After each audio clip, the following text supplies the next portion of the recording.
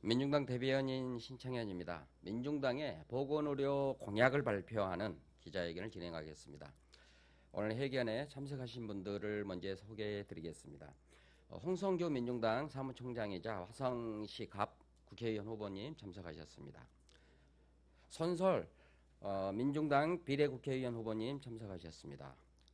그리고 권혜인 코로나19 민중당 대책위원회 위원장님 참석하셨습니다. 오늘 기자회견은 홍성규 사무총장의 모두 발언 그리고 권혜인 위원장의 민중당 보건의료 공약에 대한 발표 이 순서로 진행하겠습니다. 그러면 홍성규 사무총장의 모두 발언을 시작하겠습니다. 예, 이번 제21대 총선에서 민중당의 상임선거대책본부장을 맡고 있는 사무총장 홍성규입니다. 그리고 이번 총선에서 경기도 화성시 갑 지역구의 지역구 출마 후보이기도 합니다. 조금 전에 한 기자님께서 민중당이 정론관에서 요즘에 정책 폭탄을 쏟아놓고 있다 이런 말씀을 하셨습니다. 모든 선거는 정책 선거가 되어야 한다는 것은 진보정당의 그리고 민중당의 가장 기본적인 입장이기도 합니다. 오늘은 이 자리에서 보건의료 정책에 대한 말씀을 드리겠습니다. 오늘로 코로나19 확진자가 8,500명을 넘었고 사망자가 92명으로 집계가 되고 있습니다. 우리 국민 여러분들 굉장히 걱정도 많으시고 근심도 많으실 것 같습니다. 이번 코로나19 사태는 저는 전 세계 어느 사회보다도 우리 대한민국에서 지혜롭고 슬기롭게 빠른 시일 안에 극복될 수 있을 것이라고 확신을 합니다. 그러나 우리는 동시에 교훈을 찾을 수 있어야 합니다. 이번에는 코로나19였지만 수년 내에 또 다른 전염병이 어떻게 우리 사회에 들어올지 모릅니다. 이번에는 대구 경북이었지만 다음은 이 작은 대한민국이라는 사회의 어느 곳에 또 감염병이 들어올지 모릅니다. 이런 사태에 대해서 우리는 어떻게 이 시스템을 정비할 수 있을까? 이것이 오늘 민중당에서 말씀드리는 보건의료 정책의 핵심입니다. 가령 이를테면 이번에 감염자들에 대해서 격리치료가 이루어졌던 것은 지방의료원 43곳에 이르는 공공의료원들이었습니다. 이 공공의료체계가 전국 방방곡곡에 잘 준비가 되어 있었다면 우리는 훨씬 더 좋은 대처를 할 수 있었을 겁니다. 뉴스를 들어서 보고 계시죠? 대구 경북의 확진자가 대구 경북 지역의 공공의료병원이 모자라서 다른 광역시도로 이송되는 경우도 있었습니다. 모든 확진자들은 자기 지역 내에서 치유가 가능해야 방역체계가 가능할 것입니다. 그래서 민중당은 이렇게 말씀드립니다. 전국 17개 광역시도 226개 지방자치단체의 지역 거점 공공의료체계를 신속하게 구축할 수 있어야 됩니다. 그리고 이것은 문재인 대통령의 대선 공약이기도 했습니다.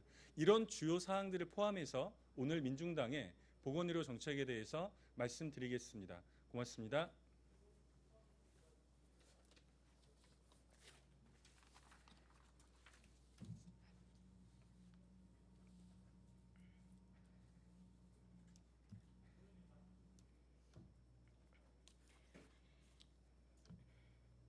안녕하세요. 민중당 코로나19 대책위원장이자 지금 강서구 병에서 출마한 권혜인입니다. 민중당의 총선 공약 발표 기자회견문을 읽도록 하겠습니다. 주치의제도 기반 공공의료 강화로 신종 전염병 위기에 대비할 든든한 의료 체계를 구축하겠습니다. 코로나의 확산으로 대한민국은 큰 시련을 맞았습니다. 개학이 늦춰지고 경제는 위기에 처했습니다. 전문가들은 전염병 위기가 계속 반복될 수 있다고 경고하고 있습니다. 그러나 국가적 전염병 위기에 대응할 만한 의료 체계는 여전히 빈약합니다. 2015년 메르스 사태 이후 감염병 전문 병원과 인력 확충에 대한 논의가 문재인 정부의 공약으로 이어졌지만 제대로 이행되지 못했습니다. 게다가 공공병원의 비율이 5.8%로 OECD 국가 최저인 우리나라에서는 환자를 수용할 병상 확보도 어려운 실정입니다. 주치의가 없는 상황에서 환자들은 이 병원 저 병원을 전전긍긍하다 확진 판정을 받기도 합니다. 반복되는 전염병 위기는 우리에게 뼈아픈 교훈을 남기고 있습니다. 신종 전염병 위기를 대비하기 위한 의료개혁을 위해 민중당은 다음과 같은 총선 공약을 발표합니다. 첫째, 공공의료 비율을 높이고 공공병원에 감염병 전문 병원을 지정 설립하겠습니다. 의료기관은 국민의 생명과 안전을 우선에 두고 운영돼야 하지만 민간병원은 수익성을 중심에 놓고 운영될 수밖에 없습니다. 공공병원이 많아져야 적자를 감수하고서라도 음악 병실을 유지하고 신종 코로나 같은 위기 상황에서도 병상을 마련하는 것이 가능합니다.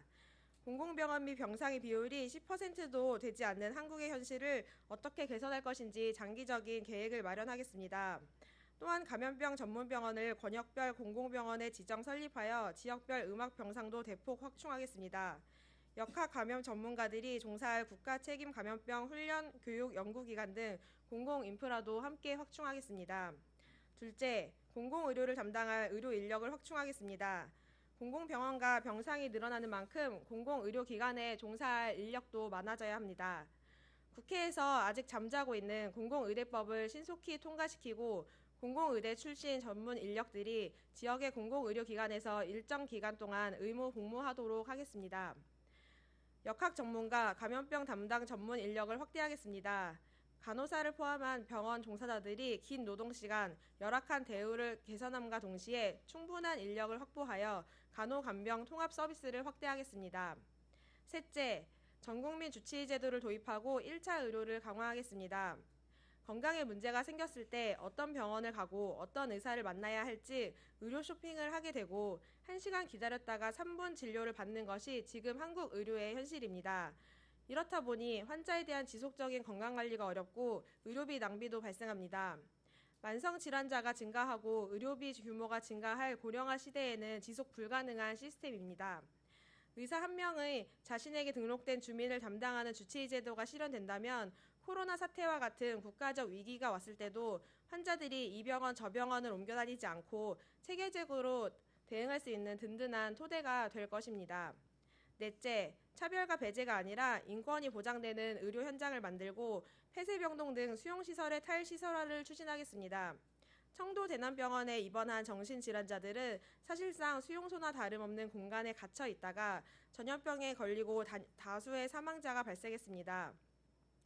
정신질환자와 같은 취약계층, 사회적 약자들이 방역체계에서 동등한 권리를 누리도록 보장하려면 편견과 배제가 아닌 인권 보장이 필요합니다.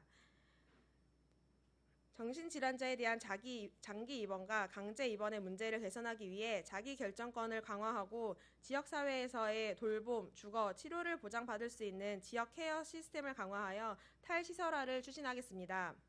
다섯째, 질병이 소득 단절이나 빈곤으로 이어지지 않도록 상병수당을 도입하겠습니다.